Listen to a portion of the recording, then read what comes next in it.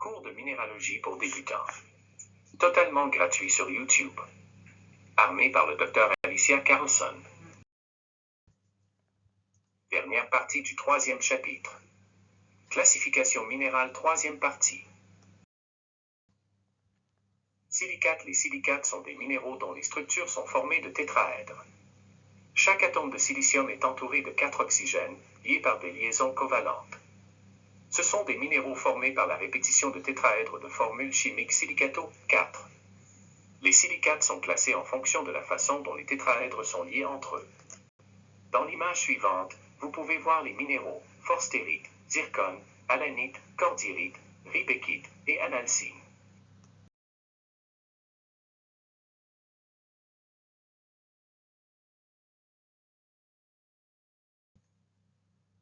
Nésosilicates, ils présentent des structures avec des tétraèdres isolés reliés entre eux par divers métaux. Un exemple en est le groupe de l'olivine, où les tétraèdres sont reliés par des atomes de fer et de magnésium. Dans l'image suivante, vous pouvez voir la phénachite. Qu'est-ce qu'un nésosilicate qui se présente avec des cristaux fibreux blancs?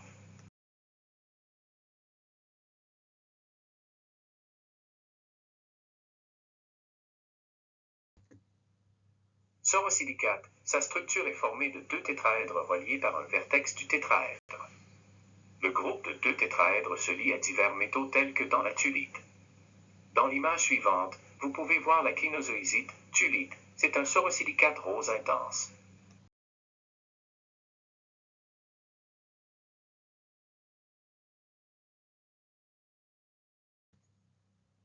Cyclosilicate, leur structure est formée par des groupes de tétraèdres réunis en anneaux, comme dans le béryl.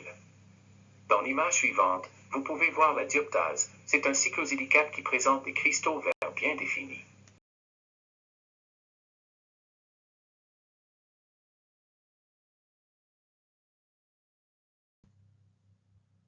Inosilicates, ils sont formés de longues chaînes de tétraèdres de silice, liés par divers métaux, par exemple en planchette, c'est un inosilicate qui se présente sous forme de cristaux fibreux bleu clair.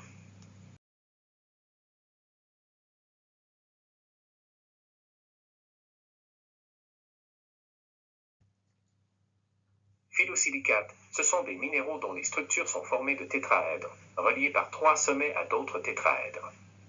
Cette réunion des tétraèdres forme un réseau plat, comme le groupe des chlorites. Dans l'image suivante, vous pouvez voir la lipidolite, c'est un phyllosilicate du groupe des mica avec le lithium.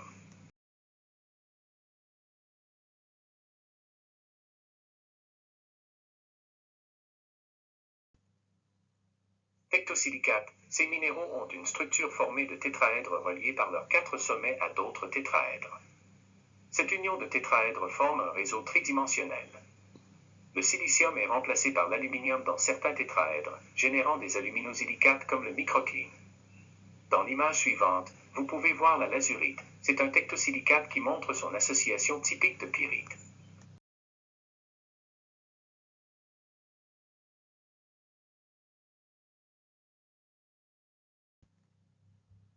L'écriture de la formule chimique des silicates est complexe. Ils peuvent former des séries de minéraux mixtes, tels que le groupe olivine. Les compositions en fin de série sont les suivantes, fayalite et forstérite. Les pourcentages relatifs de ces éléments chimiques sont indiqués au moyen d'indices, comme dans la formule suivante.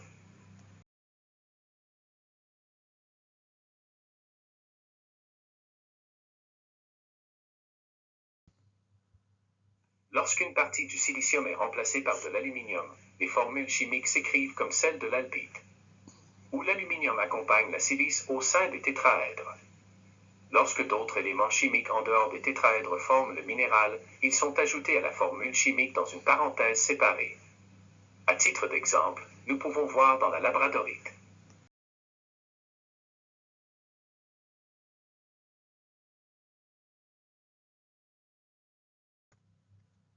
Dans la formule de la glauconite, nous pouvons voir comment l'éon aluminium est indiqué en dehors du tétraèdre structural.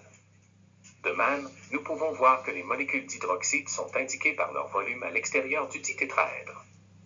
Dans la formule de la natrolite, nous pouvons voir comment 2 volumes de molécules d'eau forment le minéral. Ces 2 molécules d'eau sont attachées à la structure de la natrolite par des liaisons chimiques résiduelles.